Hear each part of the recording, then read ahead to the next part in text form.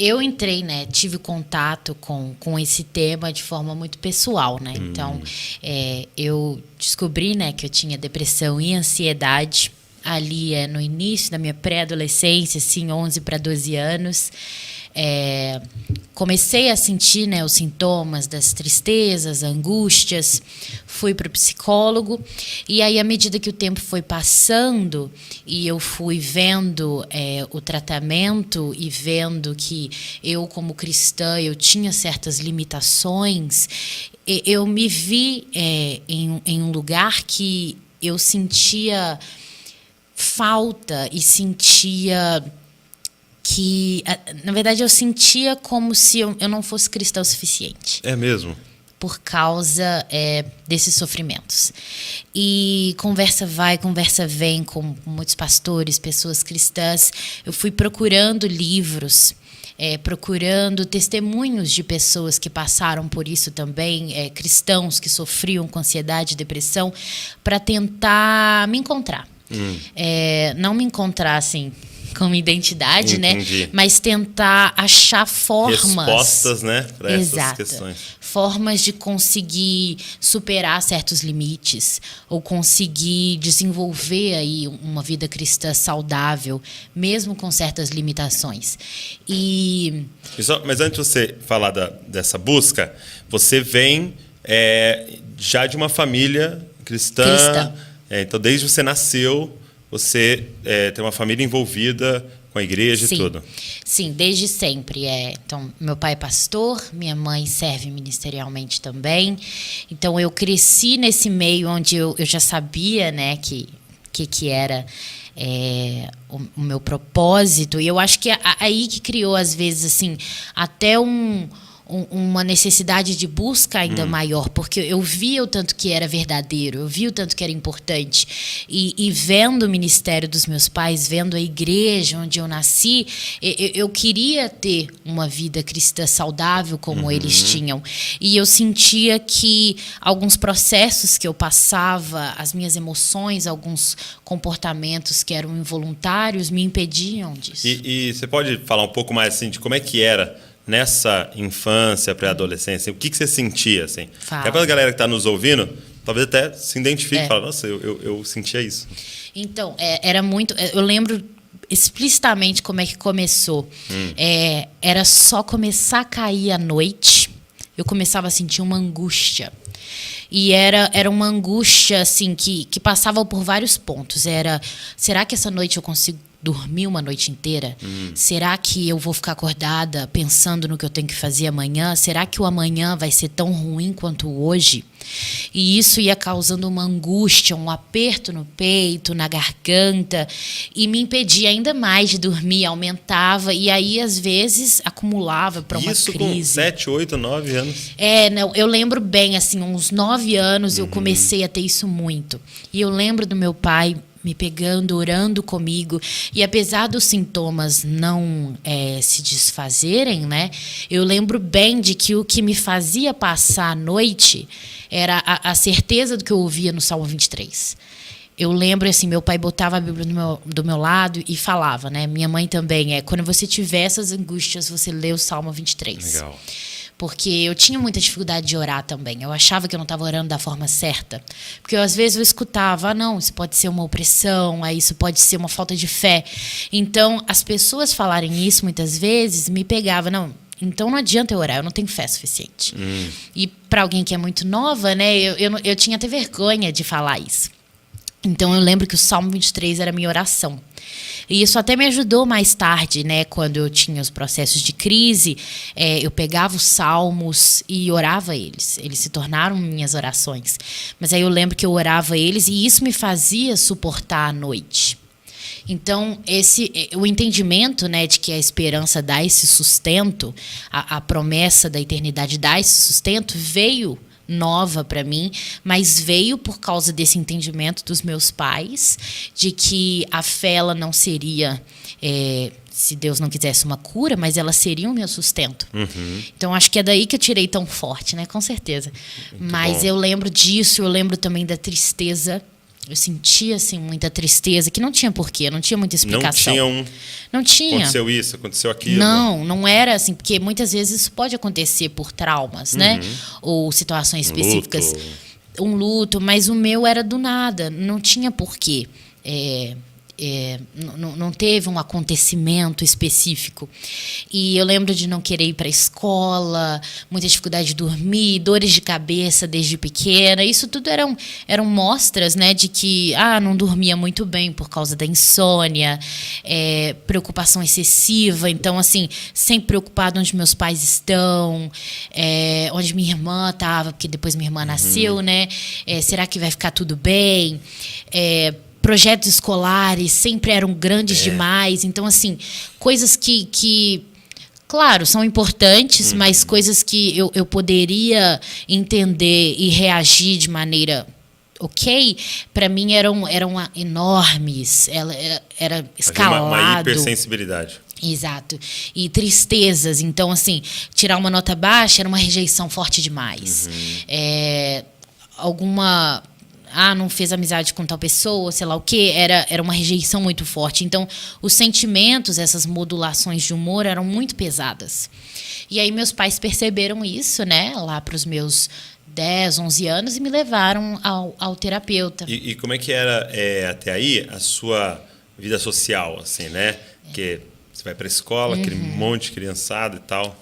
Então, criança até vai. Eu não sei se as crianças conseguem entender muito bem o que estava acontecendo.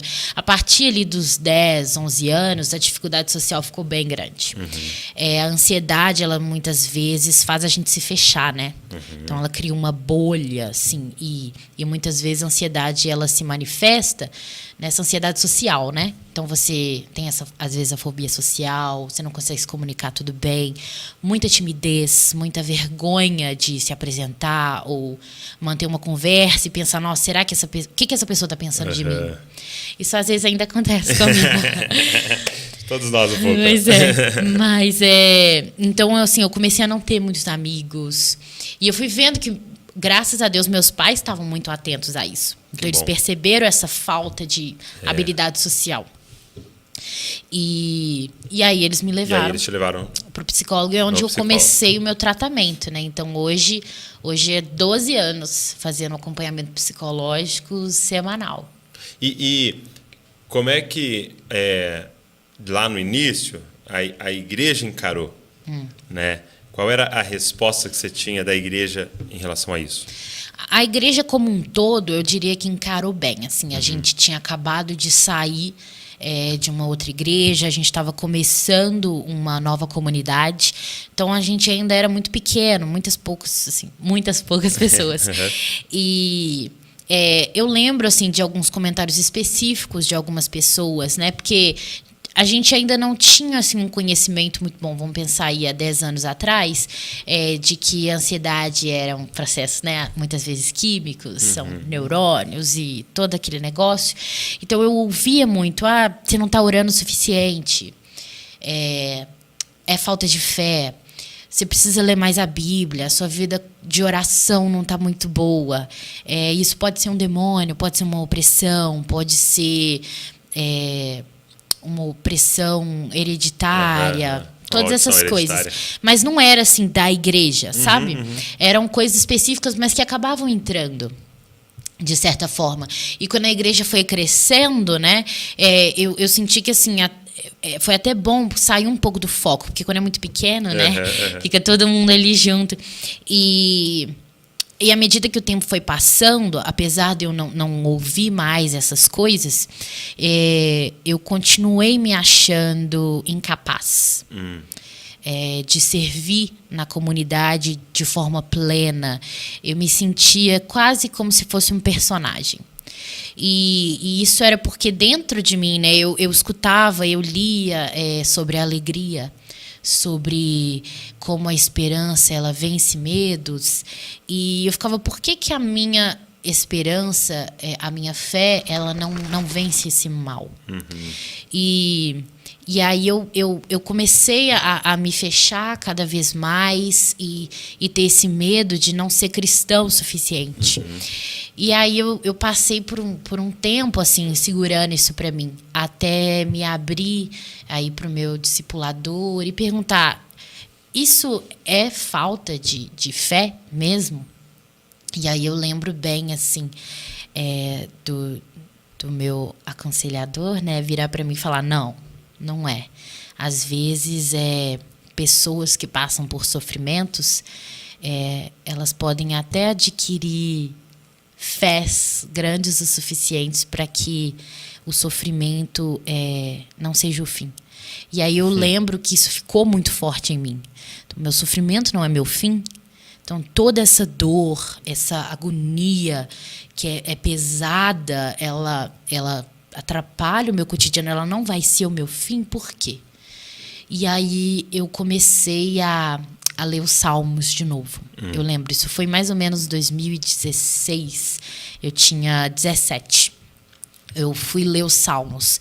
E eu falei, eu vou sentar e em uma semana eu quero ler Salmos inteiro, porque outra dificuldade, né? Quando a gente tem assim, ansiedade, depressão, a gente vê o livro, muitas vezes a Bíblia, né? E isso é muito grande, eu não vou conseguir ler. Porque é sempre uma crise com o futuro, né? Exato, é o futuro. Com então, assim, planejamento. eu vou ver que eu não vou conseguir ler e eu vou ser um fracasso de novo. Era essa a minha ideia. Então, eu vou ser um fracasso agora não só para mim, eu vou estar provando, assim, para Deus, eu vou estar mostrando para Ele que, assim, eu não sou digna mesmo. E pensamentos, assim, que sempre iam e vinham. Eu falei, não, eu não preciso ler a Bíblia inteira, eu vou ler Salmos. E aí eu lembro que eu fui lendo Salmos e todas as vezes eles colocavam as angústias, eles colocavam as dúvidas e eles terminavam entregando a dor e dando glória a Deus. Eu falei, tem alguma coisa aí. Talvez esse seja o processo. É engraçado que algumas vezes você está lendo o Salmo e você fala assim, pode falar isso para Deus? Eu posso falar isso aqui? Posso falar que eu tô brava? E aí eu comecei a fazer isso. Eu falei, não vou esconder. Ele já sabe. Ele sabe que está no meu coração. Por que eu vou esconder? E aí foi o processo de... Às vezes eu não conseguia falar, mas eu escrevia. Eu falei, eu vou fazer igual os salmistas. Né? Deve ter algum processo certo nisso aqui. E aí eu escrevia as minhas angústias, os meus medos. Eu tenho medo de fracassar nisso. Eu acho que eu não sou boa filha o suficiente. Eu acho que eu não sou uma amiga boa o suficiente. Eu acho que eu não sou crente o suficiente. E aí depois disso eu entregava. Eu falava, Deus, está aqui tudo que eu sinto. Peço que o Senhor me dê consolo e me dê força para eu aguentar mais um dia. Porque antes era tipo assim, me dê força para eu não ter mais depressão. Para eu não ter mais ansiedade. E esse não era o propósito de Deus para minha vida. Não sei porquê, mas o propósito da minha vida era passar por esses sofrimentos. Hoje em dia eu tenho mais ideia do porquê. Você tem mais ideia, né? Mas na época eu não sabia. Então eu comecei a entender, eu não posso pedir para que isso seja retirado. Eu não posso pedir para que a minha vontade...